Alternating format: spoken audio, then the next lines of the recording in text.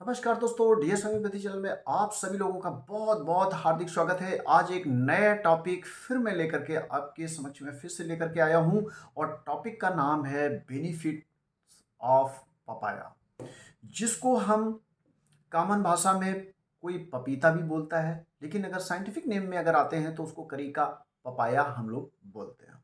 ठीक है दोस्तों, तो आज हम करीका पपाया के क्या क्या फायदे होते हैं, करिका पपाया हमको क्यों खाना चाहिए, पपीता हमको डेली के फलों में क्यों शामिल करना चाहिए, आज हम इसके बारे में डिस्कस करेंगे। दोस्तों, सबसे पहले तो हम ये जानने की कोशिश करेंगे कि पपीता की तहसीर हमारी ठंडी होती है या गर्म। तो आपकी जानकारी के लिए मैं बताना चाहता हूं कि पपाया की तहसीर हमारी गर्म होती है।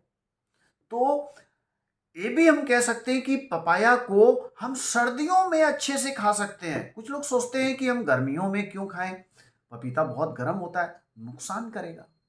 तो ऐसा नहीं है, गर्मियों में भी ले सकते हैं, लेकिन हमें सर्दियों में इसको जरूर खाना चाहिए। अब दोस्तों, में खाना क्यों चाहिए, ये सबसे बड़ी बात आती है, इसके क्या फायदे हैं। तो पहली बात तो ये जान लें कि पपीता में हमको मिलता क्या क्या है।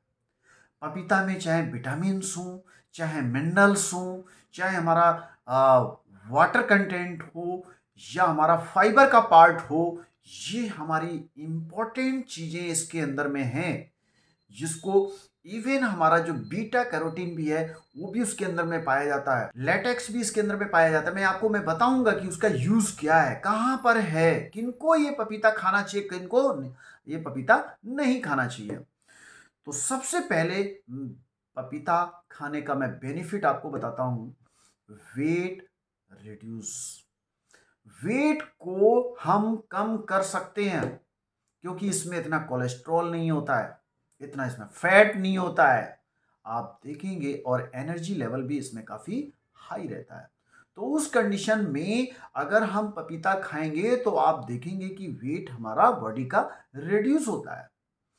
दूसरा इसका फायदा, हमारा जो बॉडी का मेटाबॉलिज्म है, मेटाबॉलिज्म इतना अच्छा कर देता है कि चाहे आपको कब्जियत कितना भी पुराना हो, चाहे आपको गैस्ट्रिक प्रॉब्लम हो, पेट चाहे आपका भरा भरा सा महसूस हो रहा हो, चाहे हमारा एपीगैस्ट्रिक रीजन में हो रहा हो या हाइपोगैस्ट्रिक रीजन में हो रहा हो या होल एब्डोमेन में हो रहा हो, वहां के लिए भी ये पपीता बहुत बेनिफिशियल है।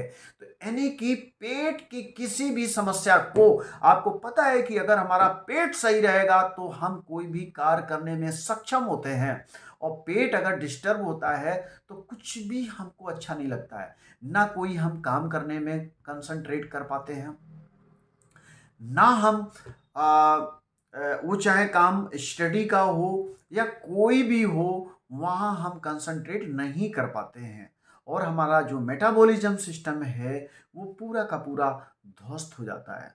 तो उस कंडीशन के लिए हमारा करी का पपाया बहुत अच्छा है। पेट की किसी भी समस्या को ठीक करने के लिए अगर आप दवाइयाँ इस्तेमाल करते करते आप परेशान हो चुके हैं, तो आप पपाया को जरूर इस्तेमाल करिए। और पपाया का दोस्तों एक और सबसे बढ़िया और अच्छा फायदा जो मैं आपको बताना चाह रहा हूं, वो है बॉडी के अंदर में जो एक्स्ट्रा फैट है वो उसको रिड्यूस करता है। और आप जानते होंगे, एक जो सबसे बड़ा जो इसका बेनिफिट हमारे बॉडी में मिलता है, जब डेंगू फीवर हो जाता है, उस डेंगू फीवर में सभी को पता है कि प्लेटलेट्स का लेवल बहुत जल्दी और बहुत ज़्यादा मात्रा में रिड्यूस हो जाता है। उस कंडीशन में बॉडी का इम्यून सिस्टम हमारा बहुत वीक हो जाता है, जो कि वायरस से लड़ने में हमारी बॉडी पूरी तरीके से सक्षम नहीं होती है, और हमारे बॉडी में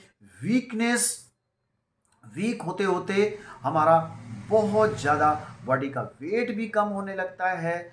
आपका कोई जिम में कोई टेस्ट भी नहीं होता है, आपके प्लेटलेट्स लेवल भी वो भी कम होते चले जाते हैं, आपका जो टीएलसी है वो भी रिड्यूस हो जाता है। तो उस कंडीशन के लिए भी हमारा पपीता बहुत अच्छा है। फीवर कोई भी हो, स्पेशली लोग डेंगू में बोलते हैं क्योंकि प्लेटलेट्स लेवल हमारा ज़्यादा कम होता है, तो प्लेटलेट्स लेवल को इंक्रीज करने के लिए ये हमारा पपाया बहुत इंपॉर्टेंट और बहुत अच्छा फल है। ये फलों का राजा भी बोल सकते हैं। नॉर्मली हम फलों का राजा आम, केला और उसको लोग बोलते हैं, लेकिन जब आपका हेल्थ ठीक ना हो तो उसके लिए पपाया हमारा फलों का राजा की तरह एक काम करता है। ठीक है दोस्तों, नेक्स्ट अब हम आते हैं, इसको हमें खाना कब चाहिए, ये सबसे इंपॉर्टेंट पॉइंट है। और पपीता कैसा होना चाहिए? जब हम पपीते को खरीदने जब जाते हैं तो पपीते वाला क्या बोलता है, आपको पपीता आज खाना है या कल खाना है या 2 दिन बाद खाना है या 3 दिन बाद खाना है। तो अगर अभी खाना है तो कुछ पका हुआ देता है, अगर कल आपको खाना है तो थोड़ा ज़्यादा पका हुआ देता है, और अगर 3 दिन 4 दिन बाद अगर खाना है तो थोड़ा सा कच्चा पपीता आपको देगा, क्योंकि 2 से 3 दिन के बाद में वो नेचुरल तरीके से फिर से वो पक जाएगा। तो उस कंडीशन में हमें पपीता कैसा लेना चाहिए, आई थिंक ये समझ में आ गया होगा। अब हमें पपीता खाना कब चाहिए? दोस्तों, मैं सबसे पहले आपको एक ये बात बताना चाहता हूँ, पपीता को एनी टाइम कभी भी आप खा सकते हैं, लेकिन अगर हम एक पर्टिकुलर टाइम की बात करें तो हम सुबह खाली पेट अगर हम लेंगे तो देखेंगे बहुत अच्छा वो काम करता है। बॉडी का मेटाबॉलिज्म इंक्रीज कर देता है, बॉडी के अंदर में जो वाटर कंटेंट की जो डिफिशियंसी है मॉइस्चर लाने में उसको मदद करता है।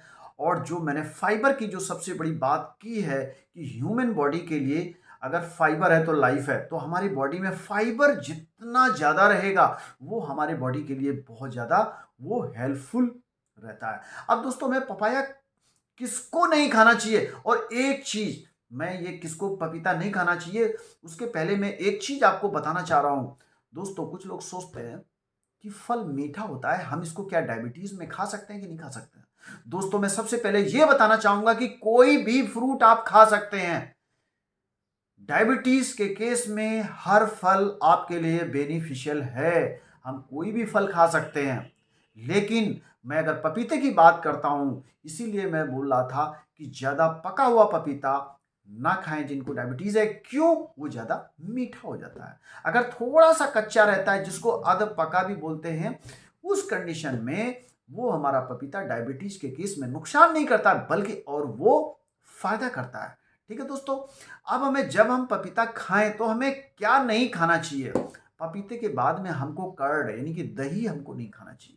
और पपीता किनको नहीं खाना चाहिए? जो हमारी प्रेग्नेंट वुमेन है उनको नहीं लेना चाहिए, क्योंकि मैंने इसके पहले बताया था कि इसमें लेटेक्स नाम का इसमें जो एक सिक्रेशन होता है, जो कि जब प्रेग्नेंट वुमेन होती हैं या डिलीवरी के टाइम में अगर वो वुमेन होती हैं, तो जब वो यूट्रस से, वजाना के रास्ते से जब हमारा बच्चा निकलता है, तो वो उसमें बहुत वो हेल्पफुल करता है। तो प्लीज़ जो प्रेग्नेंट वुमेन हैं वो पपाया का सेवन ना करें। आई थिंक ये हमारा वीडियो बहुत अच्छे से समझ में आया होगा। जो हमारे इस वीडियो को पहली बार देख रहे हैं, प्लीज़ हमारे चैनल को सब्सक्राइब करिएगा, शेयर करिएगा, लाइक करिएगा।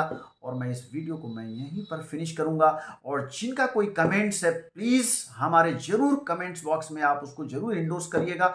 You are most welcome, you can put any comments in my comments box. तो मैं इस वीडियो को यहीं पर फिनिश करूंगा। Thank you so much. जय हिंद, जय भारत।